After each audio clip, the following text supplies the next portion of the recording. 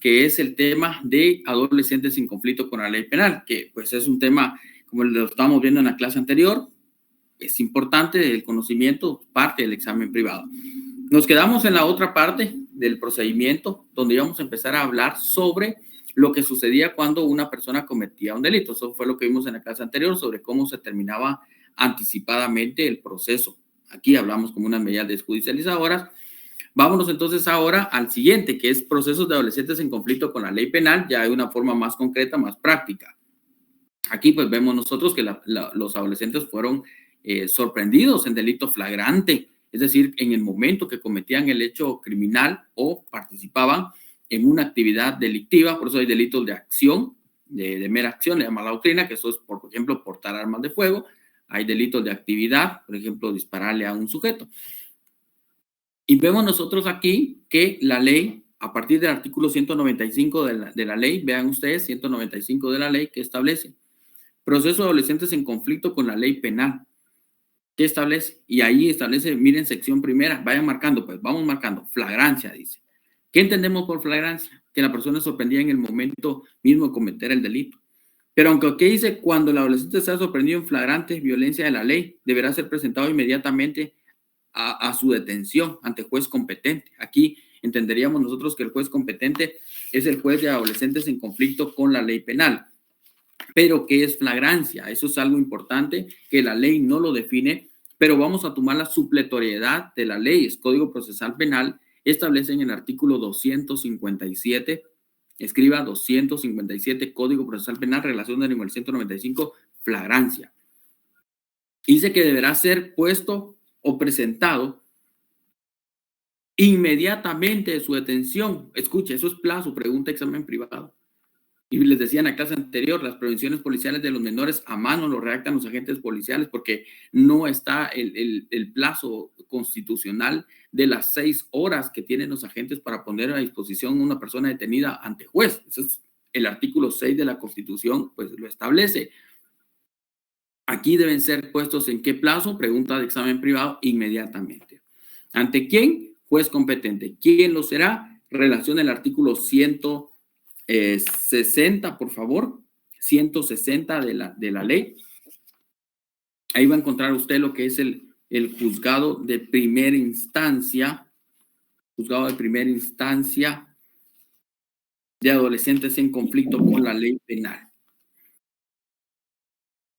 Bueno, entonces, los pasos para desarrollar la audiencia, pues vamos a encontrar nosotros una etapa preparatoria bien determinada. Y nosotros allá en adultos, ¿se recuerdan ustedes? Allá en la universidad les explicaban la etapa preparatoria. También aquí en el curso hemos visto la etapa preparatoria. Y en la primera declaración, que también aquí tendría una primera declaración en el adolescente, se da un auto de procesamiento. Tampoco hay un fundamento muy concreto del auto de procesamiento, pero veamos nosotros el artículo 195, segundo párrafo, tercer párrafo. Vean ustedes lo que establece, dice: una vez escuchado al adolescente, el juez podrá dictar auto de procesamiento en contra del mismo. Ese es el único artículo del auto de procesamiento. Pregunta de examen privado: ¿dónde está el fundamento donde a un adolescente se puede dictar autoprocesamiento? Artículo 195, tercer párrafo de la ley. Y vamos nosotros a relacionar el artículo 320 del Código Procesal Penal, que refiere cuál es el auto de procesamiento.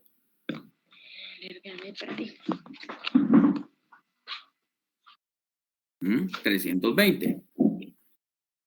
Vamos entonces, vean ustedes, siga la lectura.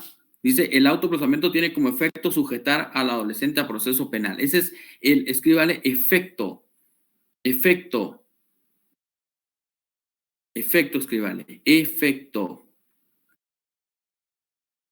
efecto.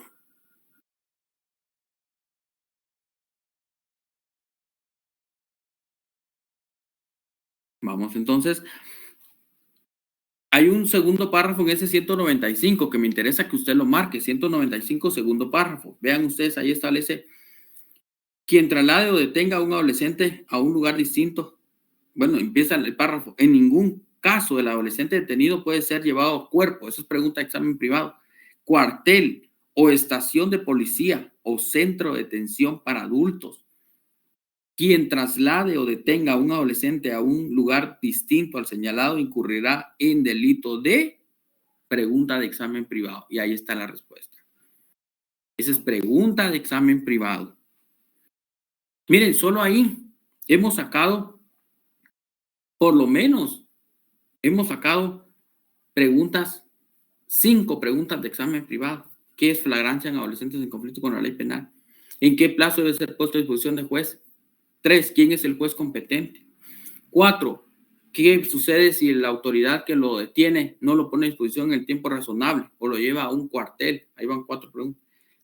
¿Dónde está el fundamento del autoprocesamiento en adolescentes? Van 5. ¿Cuál es el efecto del autoprocesamiento en adolescentes? Van 6. Miren usted. 6 preguntas de privado sacamos ahí en un ratito. Entonces, presten atención.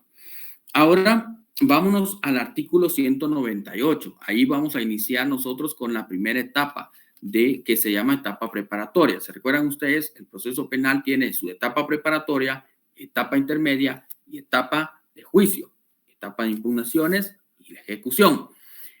Esas 5 etapas, esa mano. La etapa preparatoria, dentro de esto nosotros estamos acostumbrados en el tema de adultos a iniciar con el tema de la investigación preliminar.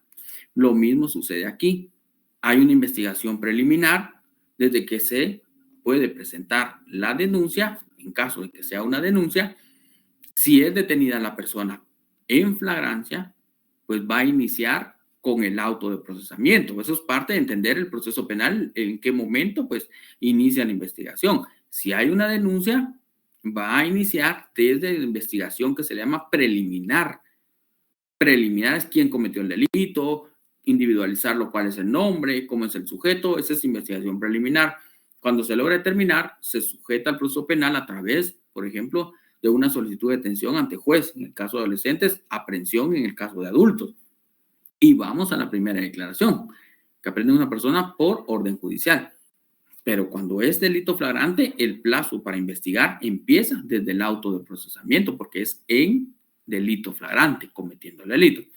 El artículo 198, escuchen ustedes, ahí vean, también dice fase preparatoria, 198. Dice iniciación. La investigación se iniciará de oficio o por denuncia. Miren, la investigación se iniciará de oficio o por denuncia, dice. Ahora dice 199, averiguación. El Ministerio Público debe promover la averiguación conforme a la ley, teniendo en cuenta la restricción del procedimiento especial. Bueno, ahí está. Y necesito que en ese 199 relacione el artículo 202. 202, por favor. 202. Ahí va a relacionar, solo deje relacionado el 202, que establece las primeras diligencias. O váyase al 202 de una vez en esa investigación preliminar. ¿Quién cometió el delito? Ve al 202, dice, primera diligencia. Al iniciar la averiguación, el Ministerio Público procederá a comprobar la edad. Eso es importante, la comprobación, determinación de edad. E informar de ello inmediatamente al juez. Informar al adolescente, a sus padres, esos son derechos. Miren que le asisten al adolescente infractor de la ley. Y practicar los estudios del caso merite cuando sea necesario. Esto es lo que va a hacer en una investigación preliminar. Luego vamos al artículo 200, que establece cuál es el objeto de esa investigación. Vamos, regresen al 200. Una vez establecida la denuncia, dice, por cualquier medio, deberá iniciarse una investigación que tendrá por objeto. Una vez presentada la denuncia, investigue fiscal. Ahora vea usted. 1, determinar la existencia del hecho. Esa es su parte de una investigación preliminar. Así como establecer quién es el autor, quién es el adolescente que infringió la ley. 3, determinar si hay cómplices o instigadores. Así también verificar el daño causado. Esto, el artículo 200, haga una referencia. Escriba ver 309 Código Procesal Penal, solo para que tenga una referencia en este momento de qué es una investigación preliminar en adultos y en adolescentes. Y fíjense que ahora aquí viene algo importante. Aquí viene algo importante en este segundo párrafo, que significa cuánto va a durar el plazo de la investigación. Y necesito que le preste atención a este párrafo porque no quiero que se confundan. Vamos a leerlo. Dice, el plazo para realizar las diligencias de averiguación no podrá exceder de 2 meses. El Ministerio Público podrá solicitar la ampliación del juez una vez hasta por el mismo plazo.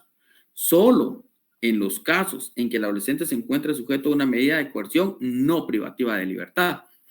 Esto es pregunta de examen privado. ¿Por qué? ¿Se recuerdan ustedes cuando tocamos el tema de las medidas de coerción? Les dije cuál era la durabilidad. Y coincidimos en que si es privativa de libertad, 2 meses. Medida de coerción, en el que hablamos de una medida cautelar, como medidas sustitutivas, 2 meses. Las 2 medidas tardaban 2 meses, pero el fiscal podría pedir ampliar ese plazo de averiguación. ¿Por cuánto? 2 meses más, pero solo en los casos de una medida cautelar, es decir, en un paréntesis, medida sustitutiva. Prisión nunca la va a poder. Eso es lo que se refiere aquí, ese párrafo, pero vean ustedes dónde está. Y por eso quiero que sigan ustedes ahora la lectura. Dice, sin perjuicio de la investigación desarrollada, el juez podrá ordenar. Que a petición de oficio, el Ministerio Público practica diligencia, la recepción de pruebas anticipadas. Miren, ahí está el anticipo de pruebas, relación del artículo 317 del Código Procesal Penal. Espérenme, voy a rectificarles aquí, solo para no darles, 317 Código Procesal Penal, anticipo de prueba, en esa literal B. Y ahora viene aquí lo que me interesa en este momento de que solo se está investigando, todavía no está sometido a proceso penal el adolescente, pero por esa etapa preparatoria. Dice, escucha este párrafo, mientras no exista vinculación procesal mediante el auto de procesamiento, la investigación no está sujeta a plazos. Es decir, el fiscal puede pasar investigando 2, 3 años. En la fiscalía tenemos, por ejemplo, casos que están en investigación desde hace, como por ejemplo, 2 años. Pero no dice que tiene que ser puesto inmediatamente el adolescente. Sí, pero es que lo que sucede es que no es que ya lo tengamos puesto a disposición de juez, ni que sea detenido. Pero no dijo que solo 2 meses tardaba. Sí, pero es que todavía no está sujeto a un autoprocesamiento. Esto está en investigación. Nos falta todavía concluir esa investigación para someterlo a proceso penal.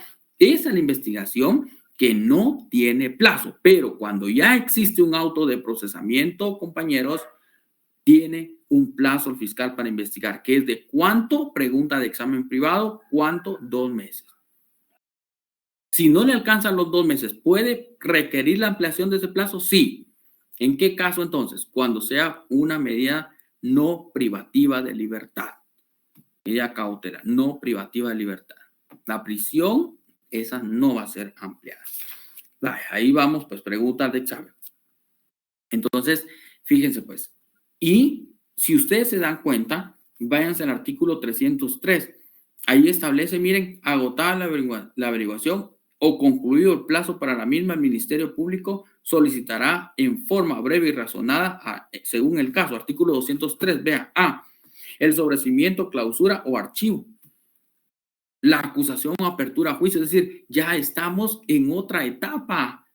Vean solo el pequeño contenido que nos da la ley de adolescentes, porque lo demás lo voy a ir a tomar. Las reglas de cómo voy a desarrollar la audiencia de primera declaración en adolescentes no lo establece la ley. ¿Por qué? Existe supletoriedad. Váyanse ustedes al Código Procesal Penal, artículo 82, y sepan cómo desarrollar la audiencia conforme el artículo 82, primera declaración. Entonces, por eso es que la ley no nos da y ya nos cambia de etapa. Miren ustedes, nos cambió de etapa totalmente. Así es que vamos, entonces ahora entramos a la otra etapa conforme a la ley, artículo 203, vean ustedes ahí, pues ya lo hemos leído, que se podrá, y quiero que lea así bien detalladamente los actos conclusivos, y quiero que en el artículo 203 le escriba acto conclusivo. Escríbale acto conclusivo, por favor. Así escríbale, acto conclusivo. Bueno, vean la literal A, sobreseimiento. ¿Cuáles son los términos en los cuales tiene que sobreseer el fiscal? Váyase al Código Procesal Penal, artículo 328. Allá va a encontrar qué es el sobreseimiento. Luego dice la clausura, pues váyase al Código Procesal Penal, artículo 331. Dice acusación y apertura a juicio, váyase al artículo 332 bis y artículo 324 del Código Procesal Penal. Ahí va a encontrar esto, pero eso es allá. Pero fíjense que me llama la atención la literal C. ¿Qué es lo que establece? Miren de qué forma pregunta de examen privado. ¿De qué forma solicita al fiscal la ampliación del plazo de investigación cuando ya existe autoprocesamiento? Porque si no hay autoprocesamiento, vía libre. Dice, miren, como acto conclusivo o resolución, dice. C, solicitud de prórroga de la investigación. Vean hasta en qué momento solicitamos la prórroga de investigación, pues, y en qué caso. Ya lo hemos dejado allá en el artículo 200, segundo párrafo. Entonces, solo hágale un llamado. Prórroga de investigación, ver artículo 200, segundo párrafo. Ver artículo 200, segundo párrafo. Ver artículo 200, segundo párrafo.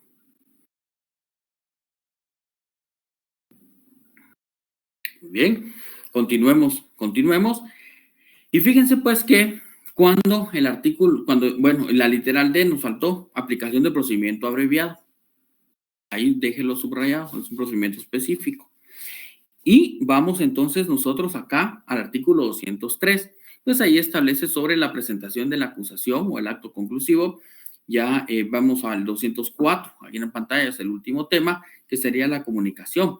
Y fíjense que vamos a entender nosotros ahora el artículo 205. Dice audiencia de procedimiento intermedio. Y ahí pues ya es que se desarrolla la audiencia. Y claramente pues ya establece sobre, dice, el día y hora fijados para la audiencia de procedimiento intermedio, el juez se constituirá. Ahí nos dan unos pequeños lineamientos de cómo se desarrolla la audiencia.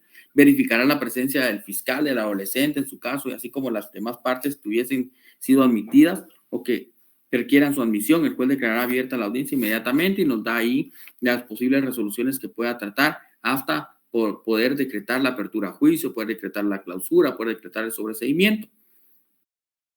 Ahí pues ya lo establece el juez. Dependiendo de esto, por ejemplo, el artículo 207, vea usted, establece la admisión de la acusación. Si acusa, pues el fiscal. Y si acusa al fiscal y se admite la acusación, el efecto es aperturar a juicio, es decir, pasar a la siguiente etapa procesal. Si decreta el sobreseimiento, váyase libre, sindicado, usted no cometió el delito, fuera. ¿Ya? Clausura, tranquilo, no se puede ir sindicado, va a seguir siendo investigado, le daré un tiempo al fiscal para que investigue, incorporaremos nuevos elementos de investigación. Eso va a pasar. Lo que sucede es que si se decreta el auto de apertura a juicio, la siguiente etapa, como en el tema de adultos, es el ofrecer las pruebas. Por eso es que ya nos vamos al artículo 208. Vea usted. Vamos en el 208, Fabiola. 208. Citación a juicio. Resuelta favorablemente la concreción de los hechos y la apertura del proceso, el juez citará al fiscal y a las partes a fin de que en el plazo de 5 días hábiles vaya con su color naranja. Márquelo ahí con el color naranja. A fin que en el plazo de 5 días hábiles comparezcan a juicio. Examinen las actuaciones, los documentos y las cosas secuestradas. Ofrezcan prueba. Vamos, identifíquelo en un cuadro ahí. Ofrezcan prueba. Ofrezcan prueba. Vamos, pues, ofrezcan prueba. Ofrezcan prueba. ¿Qué más continúa aquí? 209, ofrecimiento de pruebas, que ese es el 209 y 210 establece sobre y 211 son los artículos sobre el ofrecimiento de las pruebas, que sería en otros casos la audiencia de ofrecimiento de las pruebas. Pero veamos pues lo que establece el artículo 209. En el escrito ofrecimiento de pruebas, el Ministerio Público, el adolescente y el defensor de sus padres podrán presentar todas las pruebas que consideren convenientes a ser evacuadas. Artículo 180 vamos a ver, sería el artículo 181, 83 del Código Procesal Penal para que usted pueda anotarlo. Ahí nos refiere a que se va a ofrecer la prueba. Artículo 210 establece que en esa audiencia se deberá ofrecer, dice, el escrito de ofrecimiento de pruebas. ¿Por qué? Las pruebas que se van a ofrecer tenemos que detallarlas de manera escrita. Un escrito detallando prueba testimonial 1, testigo tal y tal, cumpliendo con los requisitos de la prueba para que sea admisible, que establece el artículo 343 del Código Procesal Penal, 343, Código Procesal Penal. Eso es en cuanto a cómo es que se desarrolla la audiencia en normas comunes, del procedimiento común. Bueno, el artículo 210 establece sobre la admisión o rechazo de la prueba. Y ahí pues claramente establece, vencido el plazo para ofrecer la prueba, el juez deberá comunicar inmediatamente. Admitida la prueba, vean ustedes el artículo 211. Se establece que en ese auto se deberá señalar día y hora para inicio del debate oral y público. Entonces, si ustedes se dan cuenta, la secuencia de las audiencias pues, es la misma para adultos, solo que van cambiando algunos pequeños detalles, como por ejemplo los 5 días para las pruebas, que hayan adultos es al tercer día. Aquí, el 211, señalamiento para el debate. Dice, en la misma resolución en la que se admita la prueba, el juez señalará de hora para que pueda celebrarse el debate. Eso es lo mismo que sucede en adultos, pero aquí viene la variante en adolescentes, el cual se efectuará en un plazo no superior a ¿cuánto? 10 días, no superior a 10. Y para adultos es un plazo no menor de 10 ni mayor a 15, o sea, es al día 11. Aquí dice que no puede pasar al día 11, tiene que ser dentro de los 10 días. Otra circunstancia es que en adultos el debate es oral y público. Aquí en adolescentes el debate, vean el artículo 212, es el debate oral y privacidad. Son los dos principios que prevalecen, la oralidad y la privacidad. Es un juicio privado, un juicio reservado, compañeros. Esas son algunas diferencias que tenemos que ir marcando para el examen y, por supuesto, para la práctica. Y luego, pues, el artículo 213 establece el debate, que esa sería ya la audiencia del debate. Y vean cómo vamos pasando las etapas, pero lo importante es que entendamos las normas comunes allá en adultos. Bueno, con los compañeros que hemos pasado las audiencias del debate, pues ya ellos, pues ya esto fácil lo comprenden. Quienes pues no lo han pasado, pues ustedes saben de que vamos a irlas desarrollando, pero vamos a entender que las mismas etapas aquellas son conforme se va a ir desarrollando acá. Por ejemplo, allá en el debate oral y público, ¿qué recordamos del debate oral y público? Que este se desarrolla conforme a pasos. La audiencia del debate. Primero, la apertura del debate. Segundo, los incidentes. Segundo, la declaración del sindicado. Cuarto, la prueba. Quinto, nuevas pruebas. Y sexto, la discusión final y la clausura. Y se cierra el debate. Esos son los pasos que se siguen en un juicio común para adultos. Aquí en adolescentes, veamos qué es lo que pasa. Artículo 213 dice: el debate será reservado. Miren cómo cambia para menores. Y se regirá en cuanto sea aplicable por el Código Procesal Penal. ¿Eso qué significa? Que en cuanto sea aplicable el Código Procesal Penal, aplique las normas supletorias, tráigalas acá y aplique la ley, dice la ley. Dese en cuenta. Porque alguien me decía que estaba leyendo la ley, me decía, Lee, que estoy leyendo la ley, pero fíjese que yo no comprendo por qué aquí no me indica la ley en adolescentes que tengo que formular un alegato de apertura. Yo ya leí el 214, dice división del debate. Yo ya leí el artículo 215, que dice declaración del adolescente. 216, recepción de pruebas. 217, nuevas pruebas. Pero ¿en qué momento formulo yo mi alegato inicial? Entonces yo le digo, póngale atención al 213, el primer párrafo, y aplique supletoriamente los pasos del juicio común. Por ejemplo, el artículo 368, Código Procesal Penal, refiere el alegato de apertura. Entonces, mi alegato de apertura, conforme al 368, Código Procesal Penal, correcto. Pues eso es lo que sucede acá. Y vean ustedes, la 215, declaración del adolescente. Eso ya lo sabemos, porque es cómo declara una defensa material, solo márquelo. 216, recepción de pruebas. Pues fíjense algo pues tan importante aquí, tan sencillo, miren ustedes. ¿Qué dice el 216? Leámoslo, dice, después de la declaración del adolescente y recibida la prueba en el orden establecido, en el Código Procesal Penal para la fase del debate, salvo que considere el juez alterarlo. Entonces, ¿cómo se recibe la prueba? Como el Código Procesal Penal para adultos, no hay cambio. Relacione ver artículo 375 del Código Procesal Penal. 375, Código Procesal Penal. Solo eso vamos a marcar de momento porque fíjense que, pues, aquí tendríamos que entrar a ver cómo se desarrolla el debate y todo, pero eso lo vamos a ver ya en el desarrollo del juicio común. Los compañeros ya lo vieron, pues ya solo saben de hacer referencia, pero es lo mismo. Así como yo les he enseñado cómo se diligencia la prueba en juicio, lo mismo. Link, y si quiero no aprueba, artículo 217. 217. ¿Y saben qué? Les voy a contar que lo que hicieron fue un copiar y pegar del Código Procesal Penal, del artículo 381. Copiaron, pegaron al 217 de la ley PINA. Es lo mismo. El mismo plazo, la misma suspensión, indispensables o manifiestamente útiles. El tribunal podrá ordenar a petición de parte, mire, o aún de oficio establece el Código Procesal Penal. Pues aquí por lo menos ya le quitaron esa parte inquisitiva del proceso, ¿verdad? Porque allá en adultos se queda como inquisitivo. Aún de oficio, pero aquí pues ya quedó ordenar a petición de parte. Nuevas pruebas. Eso es el único cambio novedoso. Vamos entonces ahora, vamos al artículo 119.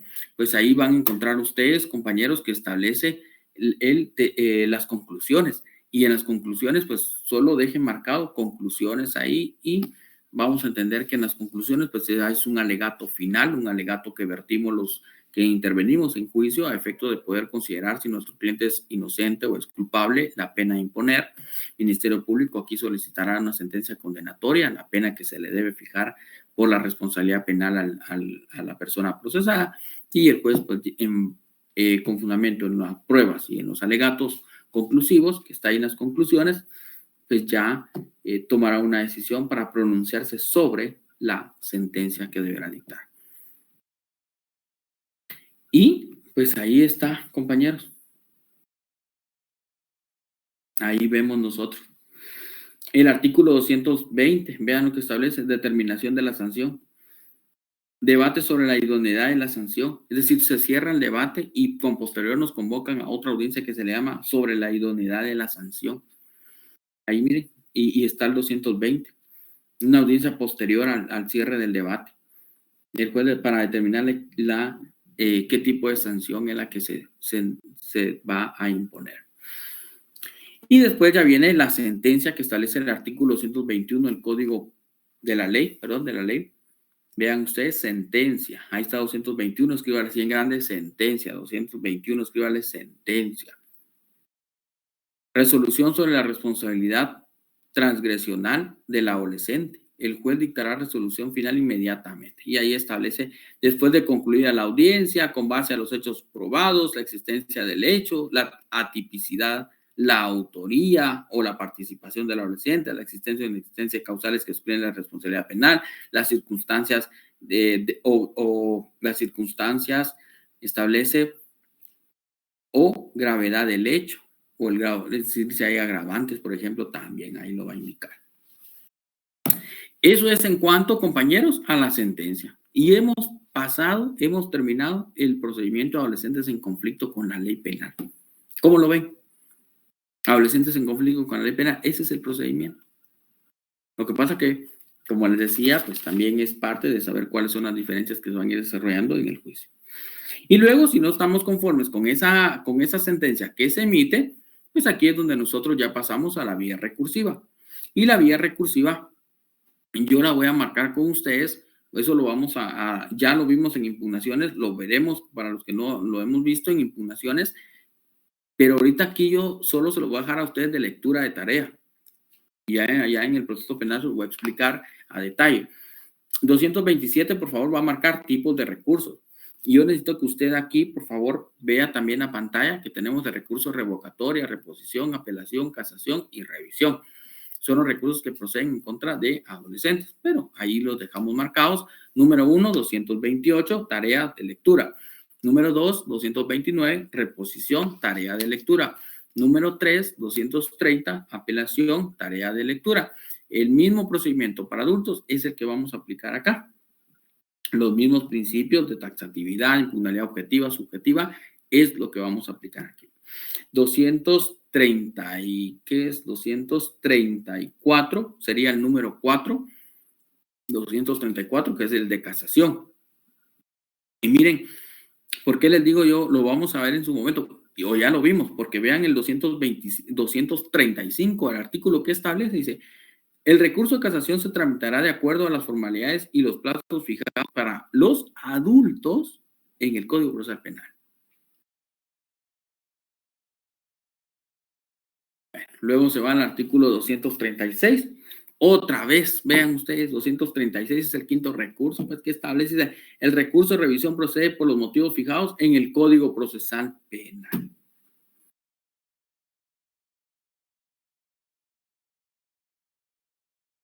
¿Cómo estamos, compañeros? ¿Cómo vamos? ¿Dudas? Hasta este momento, ¿alguien quiere intervenir?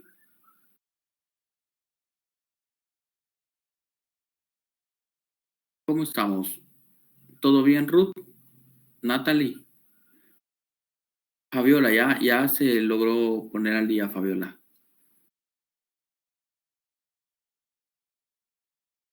Patti, Marvin,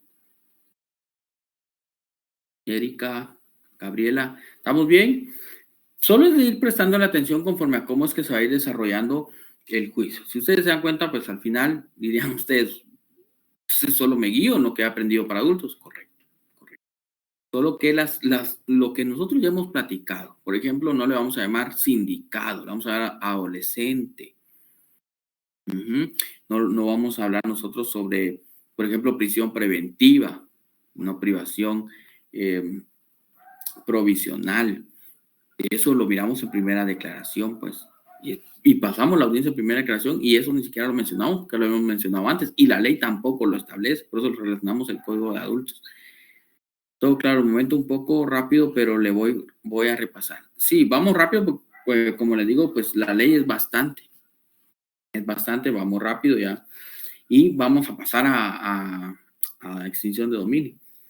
Entonces vean ustedes, pues ahí luego tenemos entonces que comprender que cuando una persona transgrede la ley, se va a fijar una sanción y esa es la sanción que puede ser objeto de recurso, pero aquí vamos a decir nosotros no nos referimos a pena, nos referimos a sanción. Esa es una diferencia entre adultos. Allá pena de prisión, aquí es sanción privativa de libertad. No es como una pena de prisión, es sanción lo que discutimos aquí. Y eso es lo que vamos a entrar a ver ahorita dentro de sus aspectos técnicos, que a mí me interesa que usted sepa, es el artículo 238. Vamos al 238, con esto vamos a estar terminando la ley. Y ahí establece cuáles son las sanciones que se van a imponer. Aquí en la pantalla yo les he ido colocando a ustedes cuáles son las sanciones, empezando desde, fíjense pues, sanciones socioeducativas. O sea, para adultos nosotros hemos comprendido que está la pena de prisión, la pena de multa en delitos. Pero aquí, en adolescentes, comete un delito, es sanción. Y que por un delito vea la sanción que puede ser. Una socioeducativa. Sí, pero es que cometió el delito de robo y robo establece que es pena de prisión. Sí, pero eso es para adultos. Aquí cambian las circunstancias. El juez tiene la facultad de menores de sancionarlo con una sanción socioeducativa. Por ejemplo, amonestación, libertad asistida, prestación de servicios en comunidad, reparación del daño al ofendido. Y esas circunstancias son las que se amplían en esta propia ley, porque el Código Procesal Penal, aunque vaya a buscar esto, no lo voy a encontrar, porque esto es especial de la ley. Vea el artículo 238, pues vaya al 238, aquí voy a dejar otra tarea de lectura, ¿verdad? 238, tipos de sanciones. Verificada la comisión y participación del adolescente en el hecho que transgreda la ley penal, el juez correspondiente podrá aplicar cualquiera de los siguientes tipos de sanciones. A. Sanciones socioeducativas, amonestación y advertencia. Relaciones. Vamos, le voy dando artículos, usted los va a ir relacionando.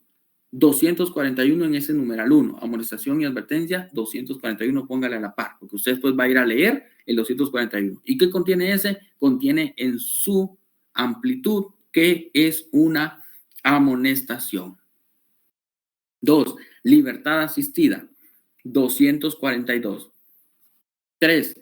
Prestación de servicios de comunidad, 243. 4. Reparación de los daños al ofendido, 244. Luego pasamos a las otras sanciones, órdenes de orientación y supervisión, relacione artículo 245. Y ahí después lo va a ampliar usted. Solo vaya marcando con su marcador ahí la B, que es un tipo de sanción. Ahora vámonos a la C. Orden de internamiento terapéutico del niño, niña o adolescente.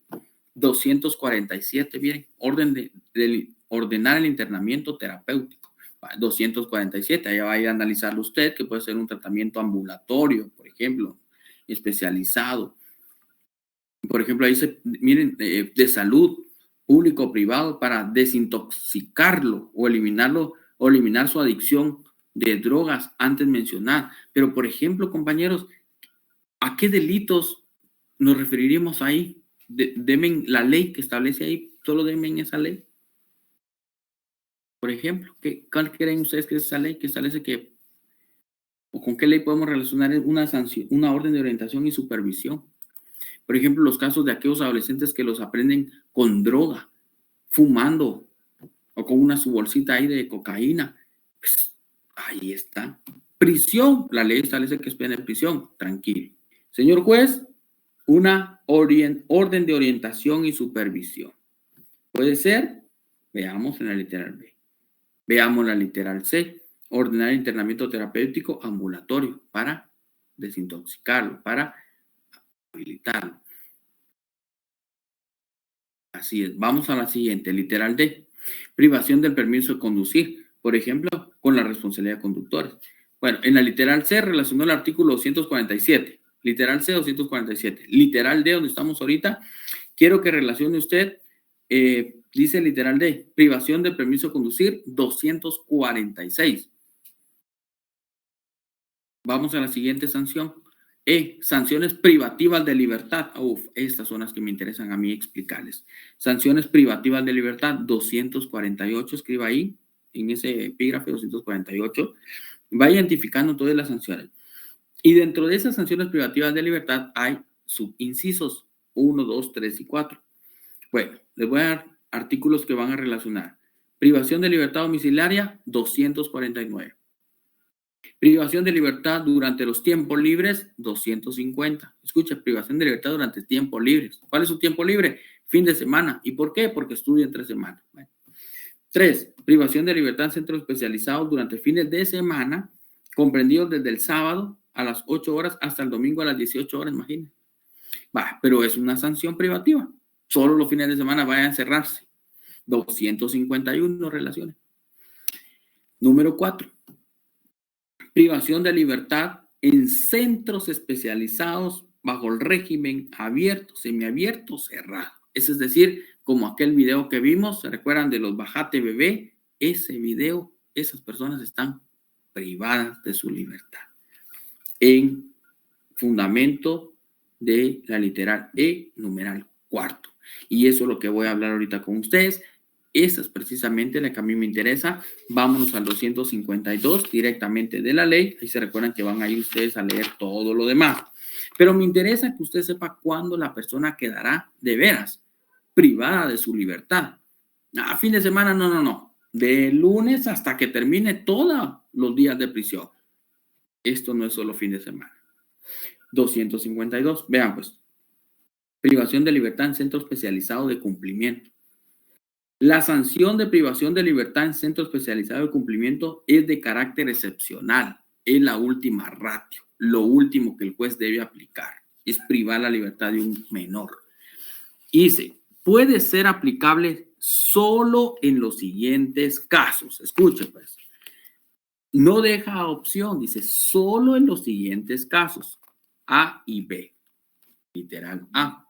que establece, vamos a ver, literal A, establece, cuando se trate de una conducta realizada mediante grave amenaza o violencia hacia las personas, la propiedad y se trate de un delito contra la vida, la libertad sexual, la libertad individual, el robo agravado, por ejemplo, el secuestro, el tráfico de estupefacientes. ¿Qué establece aquí la ley? El tráfico de estupefacientes, ya hay que entender, porque dice tráfico de estupefacientes, no es lo mismo traficar yo por eso les puse la orden de orientación allá de terapéutica, es consumir, por ejemplo, pues siempre al consumo, pero ya traficar, cargar una mochila, aquel adolescente que va una mochila ahí con droga, pues ese es traficante, ¿verdad? Adolescente. Y pues ahí establece que en esos casos, claramente no establece un catálogo de delitos, pero a criterio del juez va a ir orientando conforme a los bienes jurídicos. Delitos contra la vida, mencióneme un delito que sea contra la vida, compañeros. Vamos al chat. Un delito contra la vida. Vamos al chat. Homicidio. Eso. Y si es por homicidio, asesinato, privado de libertad. ¿Me está comprendiendo? Váyase a usted, enciérrese. Será un bebé más encerrado. Vamos pues, siguiente. B. Cuando se trata de delito doloso, escuche esto importante. Cuando se trata de delito doloso sancionado en el Código Penal o leyes especiales para mayores de edad con pena de prisión superior a los 6 años. Es decir, entonces enfoco ahora el Código Penal, porque obviamente el adolescente va a cometer una acción y la acción está establecida en el Código Penal o leyes especiales, no en la ley de adolescente, porque la ley regula únicamente proceso. El Código Penal, leyes especiales penales, los delitos. El adolescente comete un delito, veo el encuadramiento, Código Penal, ley especial. Si yo encuentro, por ejemplo, un delito, vamos a ver, si ustedes ven, estamos discutiendo por ahí el artículo 261 del Código Penal que establece una pena de 6 años mínimo, que es extorsión, y esa pena mínima de 6 años, entonces orienta, ahí dice claramente, para mayores de edad con pena de prisión superior a los 6 años. Si le fijas 6 años un mes,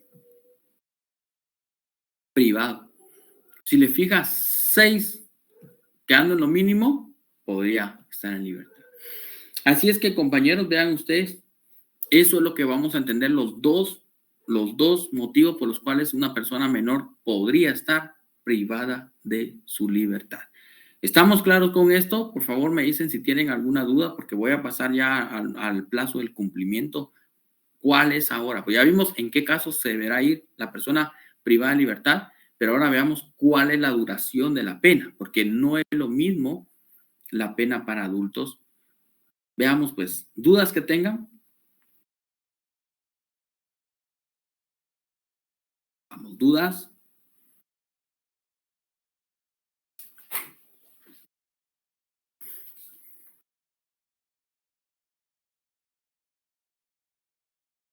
Creo que no tenemos dudas. Fíjense, pues, váyanse al artículo 252, después de la literal B, que establece. Después de la literal B, váyanse al 252. Dice, la sanción de privación de libertad durará un periodo máximo de 6 años. Escuche esto. La sanción de privación de libertad durará un periodo máximo. Escuche. La sanción de privación de libertad, ¿cuánto dura? Un periodo máximo, puede ser 1, 2, 3, 4 o hasta 5. 6 años para adolescentes entre 15 y los 18 años. Aquí me interesa que usted recuerde los grupos etarios. ¿Qué establecen los grupos etarios? ¿Quiénes son adolescentes? Los que tienen de 13 hasta 18. Y los grupos etarios, ¿qué es lo que viene a hacer? Dividir esas edades. El primer rango es de 13 a 15, primer rango de edades. Segundo, de 15 a 18 va al siguiente rango. Atendiendo a la edad, es un grupo distinto, por eso son grupos etarios. Si es de 13 a 15, el primer grupo, ahí establece, dice, miren, la prisión máxima va a ser de 6 años para adolescentes entre los 15 y 18 años.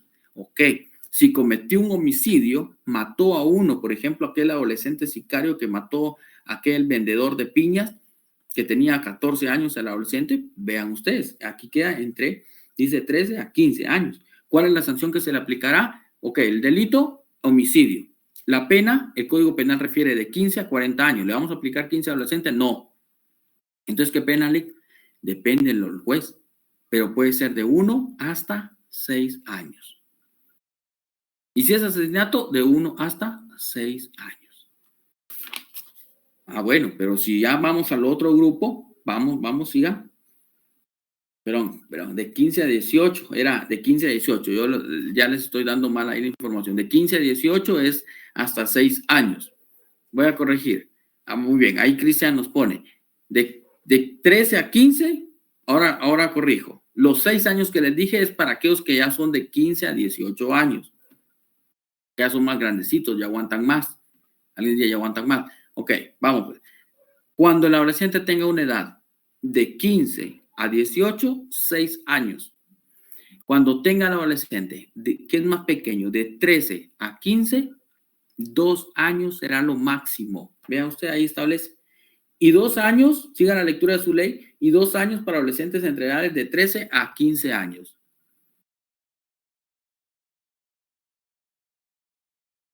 Y de 2 años para adolescentes entre edades de 13 a 15 años. Perfecto. Pregunta examen privado. Si el adolescente que cometa una transgresión a la ley penal que tiene 13 años y 6 meses, o 14 años, pues digámoslo para no confundir, 14 años, por el delito de homicidio, ¿qué pena le deberá corresponder? No vamos a responder 15 años, vamos a responder, puede ser una pena de hasta 2 años máximo. Y si es de 15 hasta 18, hasta un máximo de 6 años. Vamos a ver, Cristian.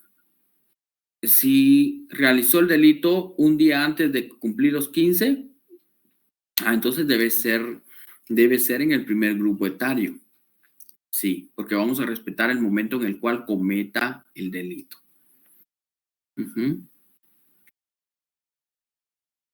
Así es.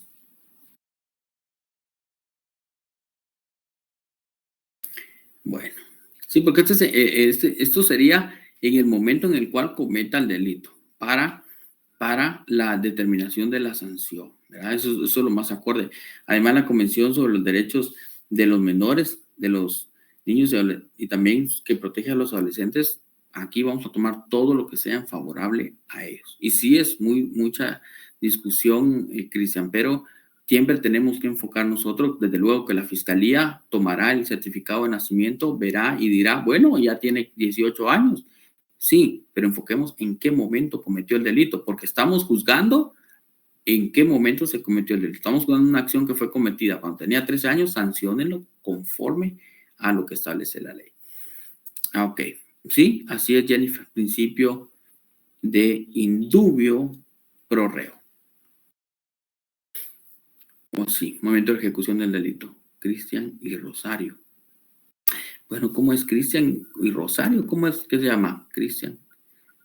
Bueno, vamos a decir Cristian. Entonces, a eso se refiere. Y ya me confundieron ustedes. Bueno, ahí es donde se refiere, pero luego váyanse ustedes para terminar. Artículo 255, por favor. Establece 255 de ejecución. Y ahí vamos a terminar esta parte. Ahí terminamos, compañeros.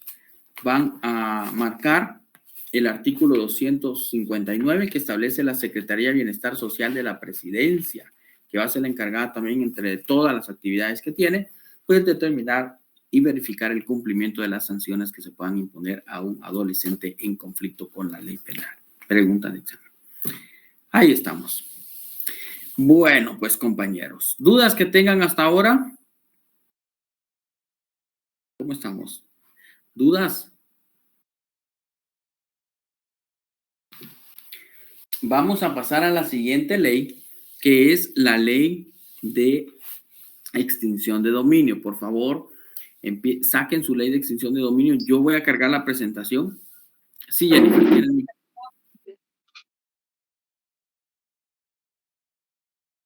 tiene el micrófono, Jennifer. Bueno, yo creo que se le activó el micrófono. Bueno, entonces, solo voy a cargar la presentación.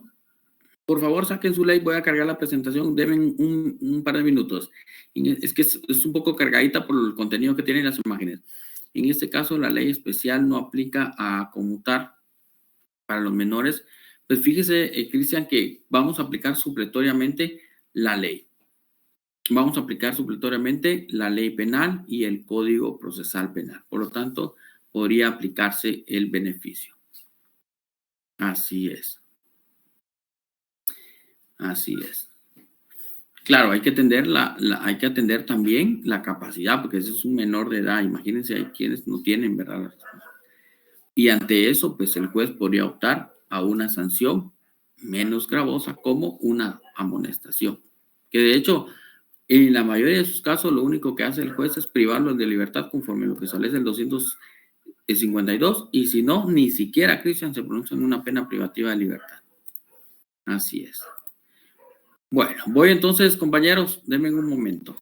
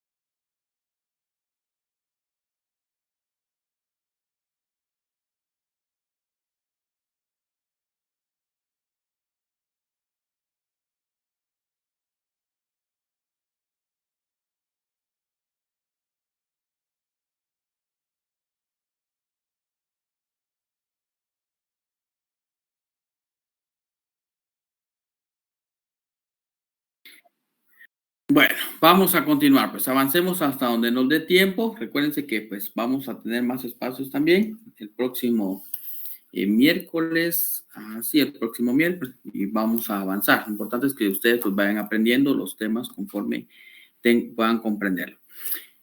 Esta ley pues también es un poco extensa, es poco lo que hemos conocido sobre esta ley, algunos poco, algunos nada, ¿verdad? Y otros pues vamos aprendiendo en el camino porque al final es una ley bien compleja, una ley novedosa, un tema distinto a lo que estamos acostumbrados nosotros a analizar sobre el derecho procesal penal, el derecho penal, el derecho civil. La extinción de dominio se considera que es una ley que no es penal ni civil. Por lo tanto, ahora les pido a ustedes que se reseten ahí y que no se enfoquen en lo penal, porque no vamos a hablar de un tema penal, pero se relaciona con actividades criminales, de actividades ilícitas que cometen personas que se enriquecen, por ejemplo, del erario público, que se enriquecen de actividades criminales como lavado de dinero, como narcotráfico, y que obtienen riquezas, patrimonios, bienes como vehículos, avionetas, vean ustedes ahí inmuebles de actividades ilícitas. Y ante ese crecimiento patrimonial, el Estado puede venir, retirarles, desapoderarlos de esos beneficios que han tenido, esos bienes, porque recae sobre bienes la extinción de dominio, y pasarlo a favor del Estado. ¿Por qué? Porque han sido obtenidos por actividades ilícitas. Así es que aquí no vamos a hablar directamente sobre el derecho procesal penal, por eso les digo, resetéense, hablemos directamente de lo que es extinción de dominios como una institución autónoma, porque así también lo establece una naturaleza autónoma. Bueno, veamos pues.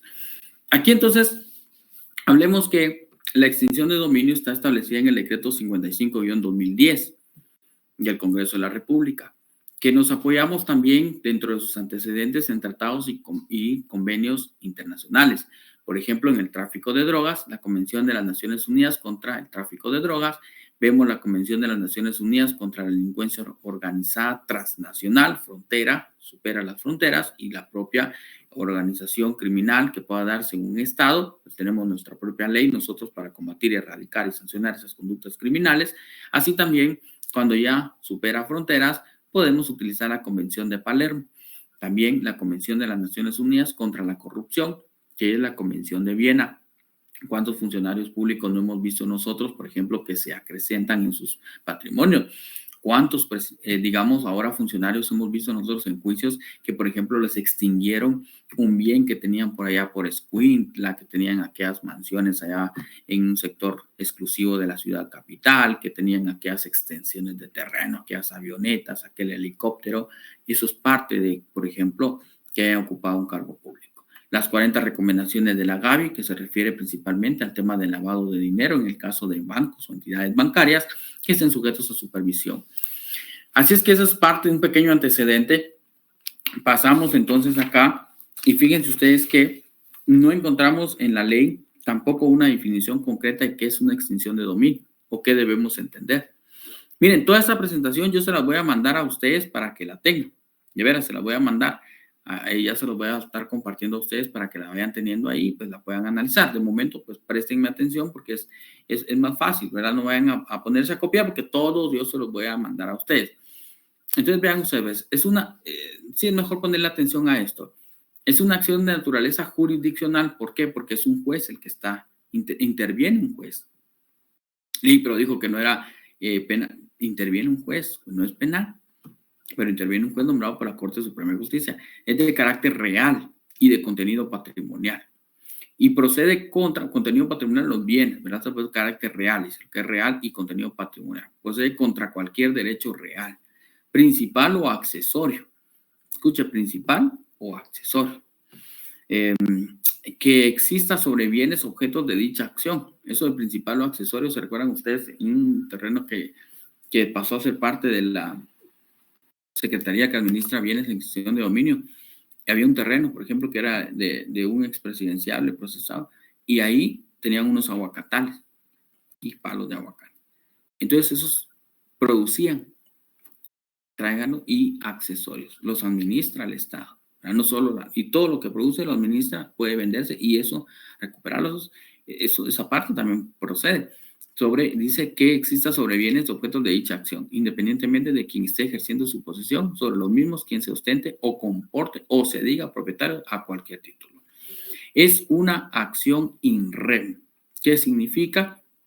In rem, porque está dirigida únicamente al patrimonio, no a la persona. Por eso les decía, no se enfoquen en lo procesal, porque aquí no estamos hablando de que si es inocente o culpable la persona a quien se le van a extinguir los bienes. Aquí lo que decimos así, en otras palabras sencillas, juzgamos el bien, no a la persona. Es que muchos nos enfocamos en oportunidades de decir, es que mi cliente es inocente, no ha cometido el delito. Después le va a preguntar, es que aquí no estamos juzgando si su cliente es inocente o culpable, si su cliente cometió o no el delito. Aquí demostremos la licitud o ilicitud del bien, punto, se terminó. Si su cliente era narcotraficante, vaya allá, resuelve en un juzgado de allá de narcoactividad. Aquí demuéstreme que este bien que usted y que estamos juzgando fue adquirido de manera lícita, de manera legal, que se lo ganó con trabajo. Eso demuéstreme. Eso es una acción in rem. Entonces, vean ustedes el concepto de propiedad que establece la Constitución y el Código Civil. Desde luego que el artículo 39 constitucional garantiza el derecho de propiedad como un derecho inherente a la persona. Se los he tratado de ir resumiendo. En el sentido de que toda persona puede disponer libremente de sus bienes, de acuerdo con la ley. Y ese acuerdo con la ley de disponer de sus bienes es, por ejemplo, lo que yo puedo hacer. Usted tiene un vehículo, puede disponer como usted quiera. Tiene una casa, puede disponer como usted quiera de esa casa. Es que la quiero para vivir, viva. La quiero para arrendamiento, pues arréndela.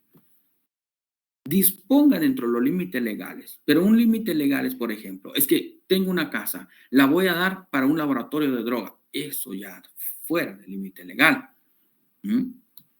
A un vehículo para transportar armas, eso ya fuera. Por eso es que el Estado garantiza la propiedad como un derecho inherente a la persona humana, la propiedad. Ahí vean ustedes, el Código Civil establece también que el derecho a gozar y disponer de los bienes dentro de los límites legales. ¿Qué bienes? Bienes, hagamos una referencia a los bienes, bienes en general, tangibles, intangibles. Ustedes ya saben esa parte de los bienes, ya pasaron a fase privada y con observación de las obligaciones que establece la ley. Puedo disponer de mis bienes con observancia y obligación de lo que establece la ley. ¿Qué es lo que tengo que hacer? Si voy a disponer de un bien, por ejemplo, tengo que demostrar por qué estoy dando ese bien. Por ejemplo, la otra vez una persona quería un contrato de arrendamiento por un inmueble que iba a alquilar un apartamento, pues está bien, si hizo el contrato, se respalda tanto la persona que va a arrendar como el arrendatario. Por eso que dice que puedo disponer dentro de los límites y con observancia de las obligaciones que establece la ley. Pero vean ustedes ahora esto, la Corte de Constitucionalidad en el 2019, diciembre 6, establece en este expediente sobre extinción de dominio, dice que es en ese sentido que el derecho de propiedad consagrado en la Constitución, artículo 39, vea cómo lo protege el Estado, establece que se garantiza el derecho de propiedad, siempre y cuando se acredite que el bien fue obtenido, escuche el razonamiento de la Corte, se garantiza la protección del bien. Usted a su casa nadie lo va a llegar, como dicen ustedes, esto es casa propia, nadie me va a venir a sacar. Está bien, veamos pues. Siempre y cuando se acredite que el bien fue obtenido con estricto apego de la ley, porque de lo contrario el mismo no puede ser objeto de protección estatal, se lo van a extinguir. Eso es lo que sucede. De lo contrario, si fue obtenido de manera legal, como decimos, lícito, tomó todas las medidas que fueron adecuadas para poder justificarlo, ese es su patrimonio. La Constitución lo establece en qué artículo 39. Las características de la ley de extinción de dominio, fíjense ustedes que vamos a anotar estas 7, que ahí están en pantalla, pues solo vean ustedes que es autónoma y especial a la investigación penal, porque conlleva una parte de una investigación que se debe realizar sobre cómo se obtuvo el bien. Eso sí lo va a hacer el Ministerio Público.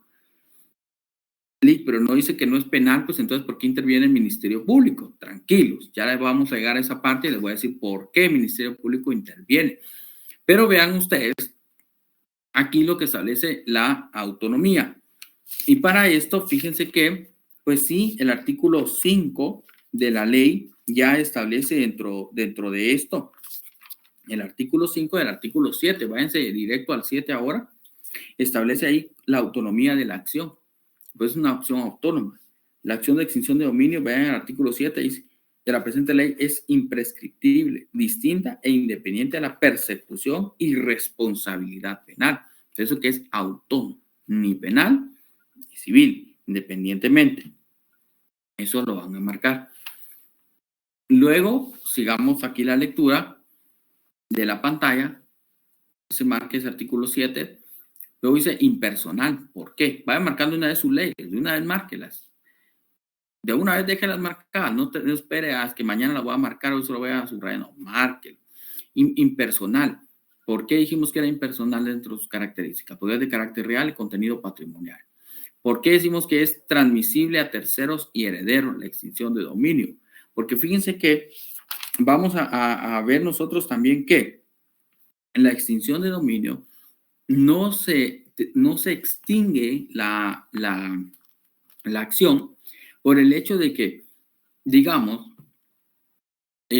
una persona hereda bienes. Porque qué fácil sería que una persona cometa hechos criminales, obtenga riquezas, bienes y los traslade a un heredero. Como diciendo, ahora ya no está en mi poder, ya no me lo pueden extinguir. Y eso es lo que sucede en muchas ocasiones. Se investigó a aquella persona sindicada de lavado de dinero, vamos. ¿Qué obtuvo? Y otra riqueza, inmuebles, vehículos. Bueno, vamos a ver qué hizo con esto. Los trasladó. No, ya no lo podemos seguir al heredero porque ya esta persona pues es la que estamos persiguiendo penalmente y los bienes en extinción de dominio, pero ya no tiene nada. Vamos a ver a quién se los trasladó. A un heredero. Vamos contra el heredero. Extingamos los bienes.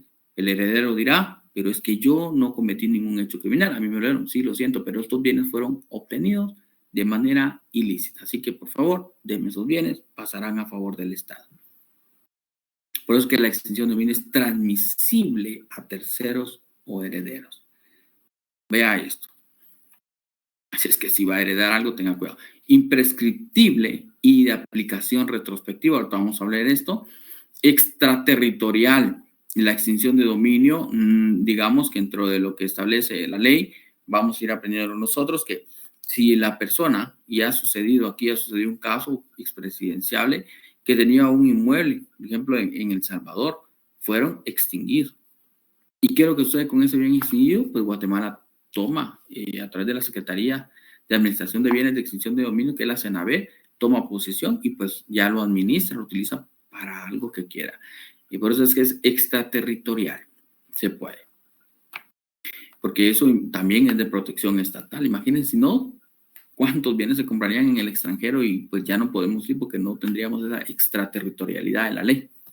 Y luego está que es excepcional, esa característica la vemos en el proceso, jurisdiccional y garantista. ¿Por qué jurisdiccional? Porque es un juez el que indica cuál es la naturaleza y cuál es el proceso a seguir. Y vemos nosotros también lo que establece el artículo 9 de su ley. Váyanse al 9 de la ley ahora. Establece que es el debido proceso y ahí claramente marca que dice que es debido proceso y garantías. Es una garantía que se debe dar en el proceso de extinción, primero jurisdiccional porque es un juez que es garantista, dice el artículo 9, en el ejercicio de trámite de extinción de dominio se garantizará el debido proceso del derecho de defensa, así como también establece permitiéndose a la persona que pudiese resultar afectada presentar pruebas e intervenir en su práctica, oponerse a las pretensiones de este, haciendo valer en contra, que se hicieran valer en contra de los bienes. Por eso que es importante que ustedes marquen esto. En el artículo 10 también dije lo marcado, que es el derecho de defensa. Dentro de lo que es garantista la ley, es el derecho de defensa. Y vamos a marcar también en este momento lo que establece, compañeros, el artículo 5, que establece la naturaleza de la acción. Artículo 5, naturaleza de la acción. Vamos, pues, naturaleza de la acción. Vamos a ver, extraterritorial en cualquier país o existe algún donde se pueda extinguir, ¿no? En cualquier país se puede extinguir. Estados Unidos también ya han tomado posesiones de algunos inmuebles. ¿Existe alguno donde no se pueda? No. Sí se ha tomado precisamente inmueble. La verdad es que no han existido tantos inmuebles en el extranjero, o al menos si están en el extranjero, no están a nombre de las personas. Y eso es precisamente donde se va a afectar la extinción de dominio. Pero en concreto, Cristian, para poder determinar si existe o no, o qué países, eso pues ya el juez tendría que determinar conforme a los tratados que Guatemala tenga en extinción de dominio. Pero de momento, bienes así solo han sido muy marcados, como 5 bienes nada más los que se han dado en extinción de dominio de otros países. Luego, no hay porque muchos bienes pasan a testaferros. Ya vamos a ver esa parte de testaferros aquí. Bueno, vamos entonces. Número 5, por favor, márquelo, número 5, márquelo, número 5. Y ahí vamos a salir de esta parte, número 5. Les dije que íbamos a hablar sobre estas dos características, principalmente la que es imprescriptible y aplicación retrospectiva. Pero, ¿qué es imprescriptible? ¿Qué prescribe y qué es considerado que no prescribe? La imprescriptibilidad de la ley. Y fíjense que en extinción de dominio, la extinción o la acción es imprescriptible. No se prescribe por el transcurso del tiempo.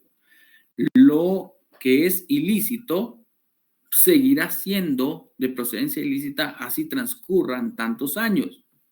Eso es ser imprescriptible. Vean ustedes ahí en pantalla el origen ilícito de los bienes o patrimonio no puede sanearse, corregirse por el transcurso del tiempo, sino que fácil sea, bonito, ¿verdad?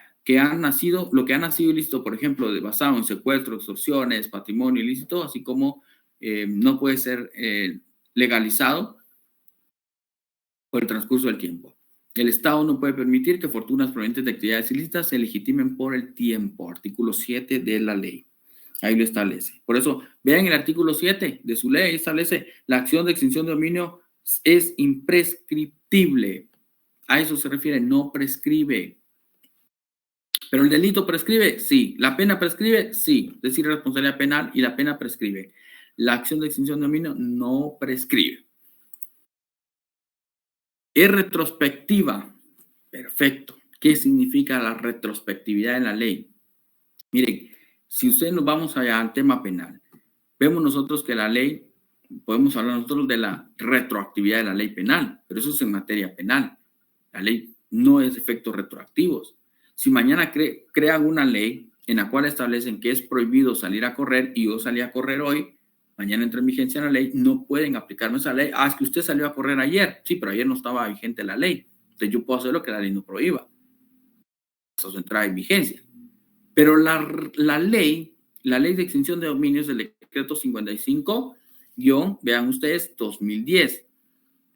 Es decir, entra en vigencia en el 2010. Pero ¿qué sucede con aquellos acrecentamientos patrimoniales o adquisiciones patrimoniales que sucedieron en el 2009, 8, en el 90? La ley de extinción de dominio puede regresar, ir a juzgar esos bienes que fueron adquiridos, no consolidarlos por el transcurso del tiempo, menos traerlo y someterlo a juzgamiento. Por eso, cuando se trata de situaciones jurídicas en transcurso que no han generado situaciones consolidadas ni derechos adquiridos en el momento de entrar en vigencia la ley, esta entra a regular dichas situaciones en el estado en que esté, sin perjuicio de que por mandato legal respete lo surtido bajo la ley antigua. Caso en el cual hablemos de una retrospectividad de la ley penal. ¿Estamos claros entonces? Sí, es que obtuve mi bien en el año 2000. ¿Por qué me van a aplicar la retrospectiva de la ley? Usted cometió hechos criminales. Ese bien fue obtenido de narcotráfico. Tráigalo. Eso es lo que, miren lo que hizo esta ley de extinción de dominio. Regresó a traer todos los acrecentamientos patrimoniales nacidos antes de que entrara en vigencia. Los trajo y los del Estado. Y los futuros, es decir, los anteriores y los futuros. Entonces, es una ley retrospectiva. Bueno, los motivos de extinción de dominio. ¿Cuáles son? Vale, pregunta de examen, pues. 2 son los motivos. Y esto es lo que yo voy a enfocar cuando quiera yo tratar un tema de extinción de dominio, que es por procedencia o por destino. Es decir, los motivos por los cuales se da el origen de la extinción de dominio es por bienes que puedan ser obtenidos, es decir, por origen, o bienes que son por destino. Vamos a ver, número 1, por procedencia, origen. Bienes que provengan o sean productos de actividades ilícitas. El narcotraficante que tiene vehículos, que tiene casas, él ha obtenido de origen. Por destino, destinación, dice. Bienes como instrumento o que sean utilizados para la comisión de actividades ilícitas. Por ejemplo, aquella casa que la utilizaron como laboratorio de droga. Por ejemplo, aquel vehículo que utilizaron para transportar maletas de dólares. Ese vehículo pasará a extinción de dominio porque es utilizado. Aquella casa donde encontraron aquellas maletas repletas de dinero puede ser objeto de extinción de dominio, si no es que ya está o va a ser declarada extinción de dominio. Aunque la persona todavía no sea juzgada, pues, le preguntarán cómo lo obtuvo. Si no hay, puede que sea. Aquella casa en la cual encontraron, por ejemplo, aquel grupo de personas que estaba siendo utilizado o que utilizaban esa casa para fachadas y que lo utilizaban para tratas de personas, ahí pues complacían a personas, ¿verdad? Adultas con personas menores de edad y lo hacían en un inmueble, todo pues ese ha sido utilizado, destinado para cometer actividades. Sobre eso recae la extinción de dominio. Entonces, ¿cuáles son los dos motivos sobre los cuales recae la extinción de dominio? 1, sobre el origen de cómo se obtuvo el bien, y 2, qué destino le dimos al bien. Es que yo el bien lo compré producto de mi trabajo, de años. Perfecto, pero el destino final que le da es ilícito. Traiga el bien, pasémoslo a favor del Estado. Miren cómo lo puedes apoderar entonces el Estado. Por eso tenga cuidado. La otra decía, Lick, pero entonces fíjese que yo tengo una casa en arrendamiento, me dijo un estudiante. Pero tiene contrato. No, Lick, no tengo. Entonces, de palabra, sí. Tenga cuidado porque si hay algo ilícito, su casa puede ser siendo destinada y puede ser motivo de extinción de dominio. Miren, se asustó. Al siguiente sábado ya tenía su contrato de arrendamiento. Entonces, ¿por qué? Eso es importante. Ahí está, la ley lo establece. Vamos entonces. Alguien dijo la otra vez, Lick, fíjese que la otra vez, yo no sé, me dije, pero yo tengo un vehículo que lo estoy prestando para que hagan como Uber. Tenga cuidado. ¿Hay alguna documentación de respaldo? No, fíjese, Lick, que pues, es de palabra. Tenga cuidado, usted no sabe para qué lo están usando. Así que tiene que tomar el deber de cuidado. Y ya les voy a explicar qué pasa con esa persona que utilizaron el inmueble, pero que él no sabía, que se le llama tercero buena fe, ya lo vamos a ver más adelante, el del vehículo, tercero buena fe, aquel que le prestó el vehículo al primo y cuando verían, ya estaban dando el seguimiento, 5 entregas de droga en el vehículo, las 5 veces que se lo prestó al primo, extinción de dominio, y el primo dijo, mi vehículo yo lo completo, allá lo debo. Bueno, vamos a ver cómo ese tercero de buena fe puede salvar su inmueble. Pero más adelante lo vamos a ver. Vean ustedes la diferencia entre propiedad y extinción de dominio, porque la ley es ley de extinción de dominio. Pero tratemos de entender un poquito esto, porque fíjense pues, primero entendamos, porque dice ley de extinción de dominio. ¿Qué se extingue? ¿El dominio o la propiedad? Porque nos desapoderan de los bienes. Pero dice extinción de dominio, se declara la extinción de dominio. Bueno, la propiedad debe ser vista desde un punto de vista objetivo, como la relación de pertenencia del hombre sobre la cosa. Yo tengo la propiedad. Usted, por ejemplo, cuando tiene un vehículo, es que compré un vehículo, bueno, demuestre que es suyo. Aquí está el título de propiedad. ¿Y qué dice? Título de propiedad. Es que tengo mi inmueble, ¿dónde lo tiene inscrito? En el registro de no dice en el registro de dominio, en el registro de la propiedad. Vale, tengo una computadora, aquí está mi factura. Tengo la casa, esta es mi propiedad, tengo la escritura. El vehículo es mío, yo lo tengo, está bien. Pero de repente viene el hermano y le dice, mira, ¿sabes qué? Préstame tu carro. ¿Usted le está trasladando la propiedad o solo el uso? Solo el uso. Es decir, que el dominio, más no la propiedad. Entonces, vean ustedes, Por eso les he colocado que el dominio debe ser visto, el dominio acá se debe ver desde el punto de vista subjetivo, como la facultad de usar o hacer uso del hombre sobre la cosa. Ya llevaste el vehículo, tiene el dominio, no la propiedad.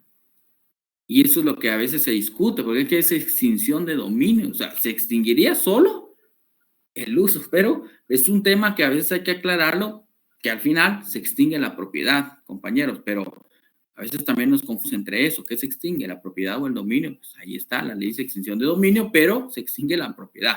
Es a modo de que ustedes pues vayan aclarando esa situación. Luego, pues, diferencia entre comiso y extinción de dominio, pues aquí una pequeña diferencia bien marcada, bien atinada. El comiso se extingue el comiso es una pena accesoria. Recuerden que ya lo vimos en el Código Penal, artículo 60, y vemos que se da en sentencia condenatoria, el comiso. La extinción de dominio es la potestad del Estado de despojar del dominio de un bien a una persona por el carácter ilícito que tiene el mismo, regulándose el producto de secuestro o narcotráfico. Nada más. Aunque no haya declaratoria de responsabilidad penal, se decreta la extinción de dominio, porque no juzgamos la responsabilidad personal o penal de una persona, sino cómo se ha obtenido el bien.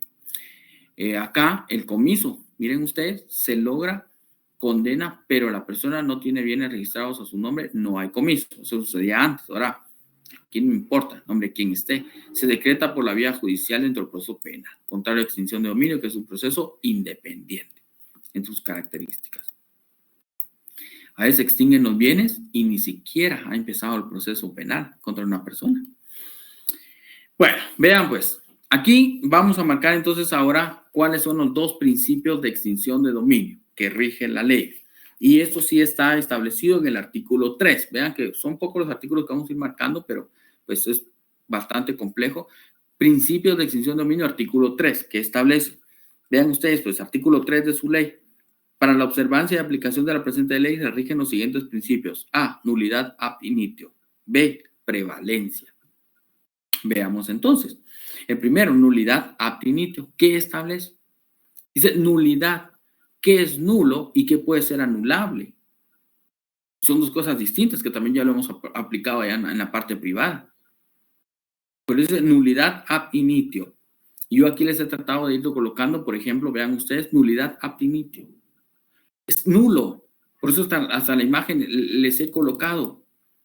¿Y qué significa esto, Link? La nulidad ab initio, por ejemplo, aquel que cometió hechos criminales dijo, ahora voy a vender esta propiedad. Ya no está mi nombre. Okay, ya se vendió. Ahora está en nombre de otra persona, pero hay que tener cuidado. Porque de repente alguien dijo, voy a comprar aquella casa.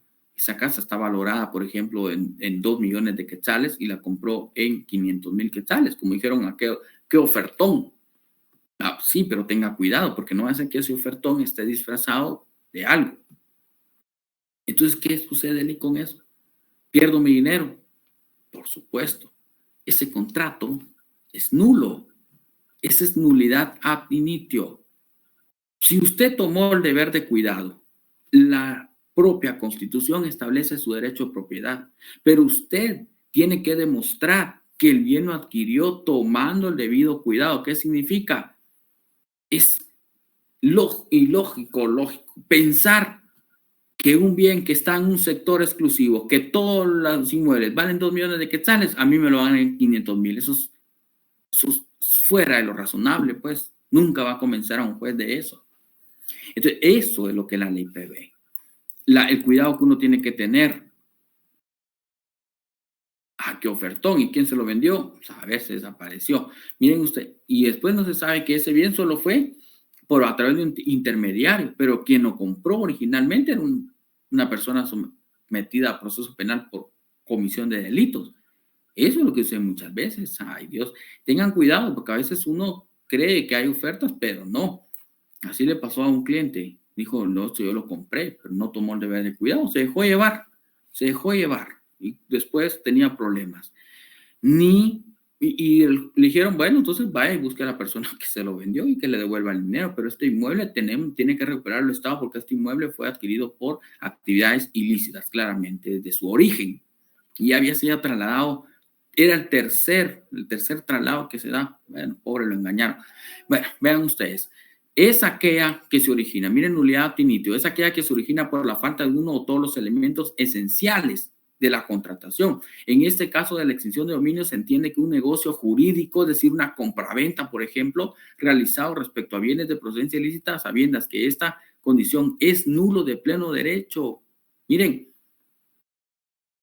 un negocio realizado respecto a bienes de procedencia ilícita es nulo de pleno derecho, es decir, es nulo desde el inicio, no nació la vida jurídica, por lo tanto no produce ningún efecto jurídico que esté inscrito por ser contrario al orden público, las leyes prohibitivas expresas, contrarias a la buena costumbre, la ética y la moral. Bueno, pero el negocio jurídico necesita para su validez, aquí está, artículo 1251 Código Civil, que necesita, 1, capacidad legal, 2, consentimiento libre de vicio y 3, objeto lícito. Esto es lo que a mí me interesa que usted sepa. El objeto lícito. Miren cómo vamos relacionando algunos temas del Código Penal, otros del procesal, ahora vemos al Código Civil. Ahí está, Código Notariado, hemos hablado. Entonces, no es ni penal ni civil, es autónoma la extinción. Pero vean, ahí está, miren, la nulidad obtinitio se sustenta con este artículo constitucional, el objeto lícito. Verifique cuál es el objeto. Y el otro es la prevalencia. ¿Qué significa prevalencia? Fíjense, por ejemplo, en el tema de lavado de dinero. Establece la ley que al decretarse la pena principal por lavado de dinero, por el delito, se podrá ordenar el comiso del bien. Entonces, para los lavadores de dinero, la pena principal y accesoria al comiso.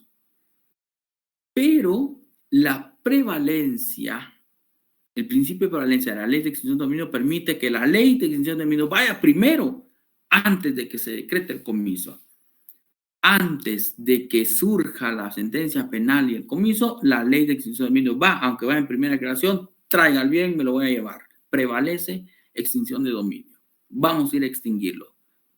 No, es que la ley penal, la ley especial de lavado de dinero establece que tiene que ser el bien objeto de comiso. Sí, pero prevalece extinción de dominio, tráigalo, me lo llevo. Dice, la prevalencia se refiere a la ley de extinción de dominio. Establece que de manera contundente y especial lo referido a los bienes de origen, productos, efectos, medios, instrumentos o actividades ilícitas. Lo que significa que si existen otras leyes o disposiciones que regulen lo concerniente a los bienes de procedencia ilícita, prevalece, miren, establece. Lo que significa que sí, aquí está, lo que significa que si existen otras leyes o disposiciones que regulen lo concerniente a bienes de procedencia ilícita, por eso les he colocado, por ejemplo, narcotráfico, lavado de dinero, prevalece la ley de extinción de dominio por ser específica en la materia. ¿Cómo vamos? Dice, ¿qué pasa si compro vehículo, no se hace traspaso por falta de tiempo y entra en la extinción de la propiedad? Vamos a ver. ¿Qué pasa si compra vehículo, no hace traspaso por falta de tiempo y entre la extinción de la persona que vendió, aparece el vehículo, le extinguen el bien mientras demuestra documentos que hagan constar el pago? Es correcto. Es correcto. Ahora, si el vehículo que se compra es de procedencia totalmente ilícita, no importa en propiedad de quién esté. 15. Voy por la número 15. Por eso vea usted la acción en rem que establecía Mariana. La acción de extinción de dominio, ¿qué es? Dice, es una acción de naturaleza jurisdiccional de carácter de contenido patrimonial del vehículo, que procede contra cualquier derecho real, vehículo principal o accesorio. Principal vehículo existe sobre bienes objetos de dicha acción. Bienes el vehículo independiente de quien esté ejerciendo la posesión o sobre los mismos, de quien ostente, se comporte o se diga ser propietario de cualquier título. Es que tengo el vehículo, sí, pero tráigalo. No está mi nombre, mejor, porque así no hay mucho trámite. y ni la vamos a involucrar a usted en el proceso de extinción de dominio porque está el nombre de la persona a quien le vamos a extinguir. Ah, es que ya está mi nombre. Bueno, entonces la vamos a involucrar a usted como un tercero en el proceso de extinción de dominio. Si usted lo adquirió de manera legal, tomó el debido cuidado, justifique que es suyo, ¿verdad? Y entonces el Estado se lo dará. Pero ¿qué pasa entonces con ese vehículo, el equivalente del dinero que iban a extinguir? Tranquila, vamos a voltearnos, miraremos si tiene más bienes y le iremos a extinguir otro que equivala, que tenga un equivalente a los 100,000 quetzales que usted pagó por el vehículo. ¿Estamos, Mariana? Eso es lo que podría suceder. Pero sí se lo podrían someter a proceso. Aquí está entonces el tercero de buena fe exento de culpa. ¿Cómo estamos, Mariana? Tercero de buena fe exento de culpa. Este es en el caso de aquella persona que compró una casa que dice, yo soy el propietario. Bueno, pero ese bien lo van a extinguir. Bien, yo creo que pues en su mayoría que quienes hemos tenido la bendición, ¿verdad?, de comprar un inmueble, pues sabemos en todo caso que en este momento podríamos nosotros estar comprando. Por eso hay que tomar el deber de cuidado. Imagínense aquella persona que yo les comentaba que compraba en un lugar exclusivo 500,000 y si va a hacer extinción de dominio, tiene que demostrar que es un tercero buena fe exento de culpa.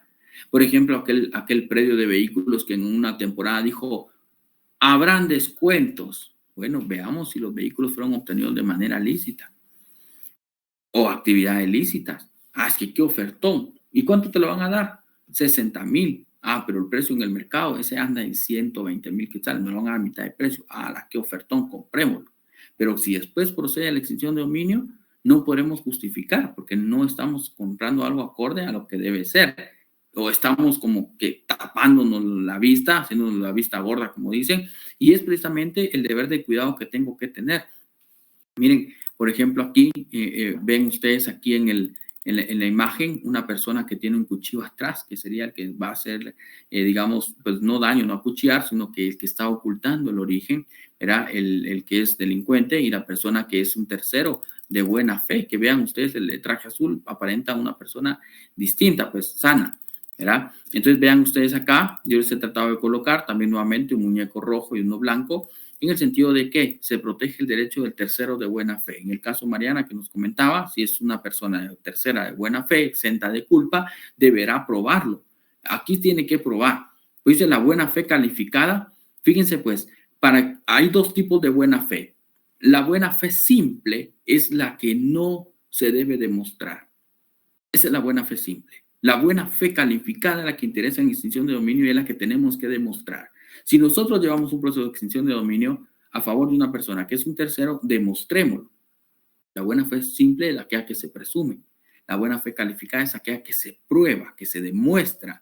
Deber jurídico de cuidado. ¿Cómo actuó?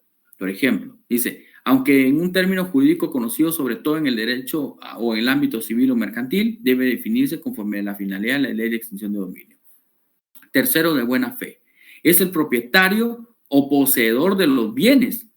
Poseedor, ganancias, instrumentos, capaz de garantizar y demostrar o probar que la adquisición es lícita y ha cumplido con su deber de vigilancia sobre la cosa, deber de vigilancia, de saber que todo está en orden y que no se trate de un negocio simulado para ocultar el origen ilícito delictivo o el verdadero propietario. Miren, ahí les he resumido lo que es la buena fe y quién es el tercero de buena fe que podría en algún momento tratar de justificar.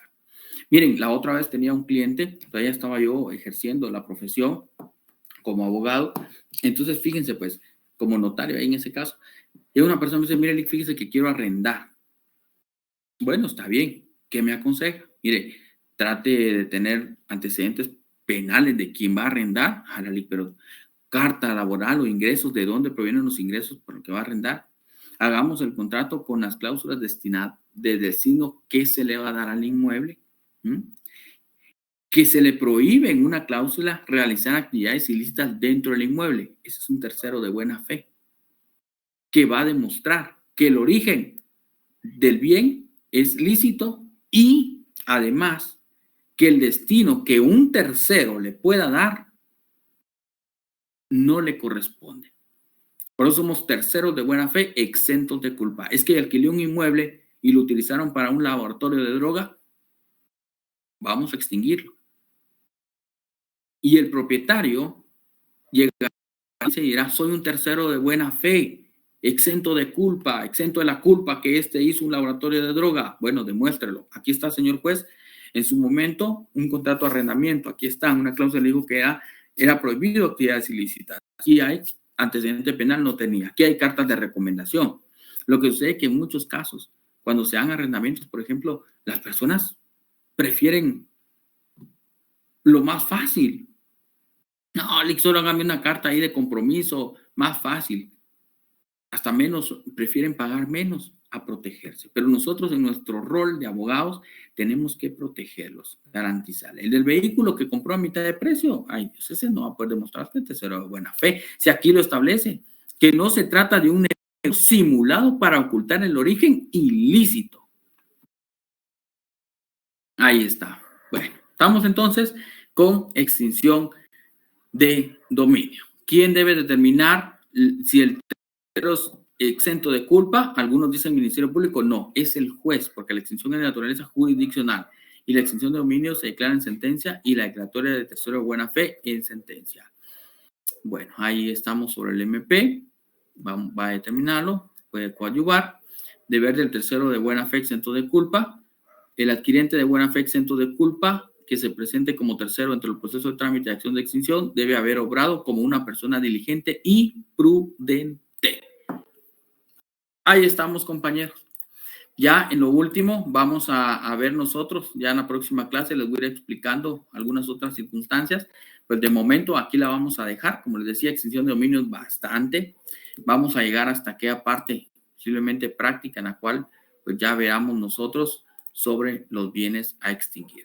Bueno, de momento vamos a descansar, compañeros, ya estamos a punto de llegar a las 22 horas, es hora de descansar. Vamos a continuar el próximo miércoles, los espero. No sé si alguien tiene alguna duda antes de cerrar la clase. Como les digo, es un tema novedoso, les va a ayudar bastante. ¿Dudas antes de cerrar la clase? ¿Cómo estamos? ¿Todo bien? Ahí está todo bien, dice Juan. Muy bien, Mariana.